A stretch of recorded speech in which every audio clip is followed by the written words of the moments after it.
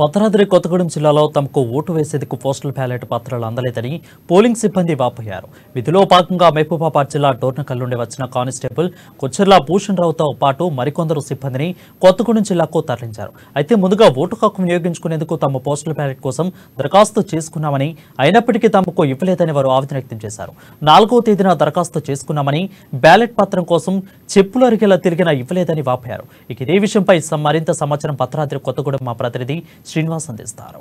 భద్రాద్రి కొత్తగూడెం జిల్లా 5 నియోజకవర్గాల్లో రేపు జరగనున్నటువంటి అసెంబ్లీ ఎన్నికలు ఏదైతే ఉందో ఈ ఎన్నికల్లో భద్రతా చర్యల్లో భాగంగా పక్కనున్నటువంటి మహబూబాబాద్ జిల్లా నుంచి ఇక్కడికి వచ్చినటువంటి మహబూబాబాద్ జిల్లా డోర్నకల్ నుంచి ఇక్కడికి వచ్చినటువంటి కొచ్చెర్ల భూషణ్ కానిస్టేబుల్ మనతో పాటు ఉన్నారు. ఇక్కడ అతను విధులు నిర్వహిస్తున్నారు. ఇక్కడికి వచ్చినటువంటి భూషణ్కి అన్యాయం జరిగింది. అంటే అతను బ్యాలెట్ పత్రం పోస్టల్ బ్యాలెట్ పత్రానికి దరఖాస్తు చేసుకోవడం జరిగింది. అతనికి పోస్టల్ బ్యాలెట్ ఇప్పటివరకు కూడా అందలేదని చెప్పేసి తను అమ్మా న్యూస్ మీడియా ముందు వాపోయారు. అతన్నే అడిగి పూర్తి వివరాలు తెలుసుకుందాం. చెప్పండి భూషణ్ గారు, మీరు మహబూబాబాద్ జిల్లా డోర్నకల్ నుంచి భద్రాద్రి కొత్తగూడెం జిల్లాలో విధులు నిర్వహించేందుకు పోలీస్ శాఖ నుంచి ఇక్కడికి రావడం జరిగింది. మీకు ఏ విధమైన అన్యాయం జరిగింది? మీరు ఎక్కడెక్కడికి వెళ్ళారు? ఎవరితోటి ఫిర్యాదు చేశారు? వారు ఏ విధమైన సమాధానం మీకు అందింది? సార్, ముందుగా ఏంటంటే మాకు పోలీస్ శాఖలో ఫామ్ 12 అనేది ఇవ్వడం జరిగింది సార్, 4వ తారీఖు నాడు ఈ నెలలో. దాన్ని మేము భద్రాద్రి కొత్తగూడెంకి పెట్టడం వల్ల అక్కడ మా అధికారులు కూడా మంచిగానే సక్రమంగా పంపించారు సార్. పంపించిన తర్వాత 26వ తారీఖు నుంచి కూడా ఓట్లు వేస్తున్నారు అని చెప్పంటే మేము వరుసగా 3 రోజులు సార్, ఉదయం 9ంటికి వచ్చి సాయంత్రం 9 దాకా ఉండిపోతూ ఉన్నాం సార్. కానీ ఇక్కడ రిటర్నింగ్ అధికారి ఏమో అక్కడ నుంచి రాలేదు, డోర్నకల్ రిటర్నింగ్ అధికారి నుంచి అని చెప్తున్నారు సార్.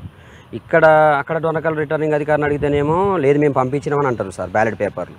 అట్లా ఫెసిలిటేషన్ కేంద్రంలో సార్, కొత్తగూడెం ఆర్డీఓ ఆఫీస్లోని ఫెసిలిటేషన్ సెంటర్లో సార్ 3 రోజులుగా కాళ్ళరిగేలా తిరుగుతున్నాం సార్. ఈ ఎన్నికల విధుల్లో ఉన్నాం.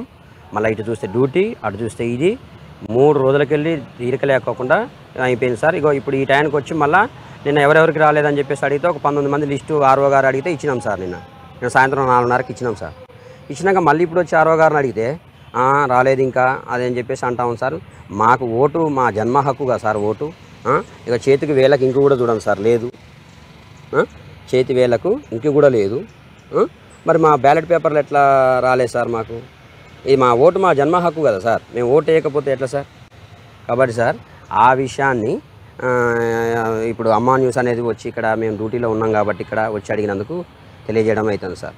కాబట్టి మాకు సత్వరమే బ్యాలెట్ పేపర్ సార్. అంటే చెప్పండి, ఇప్పుడు ఎంతమందికి ఈ విధమైనటువంటి పోస్టల్ బ్యాలెట్ పత్రాలు అందక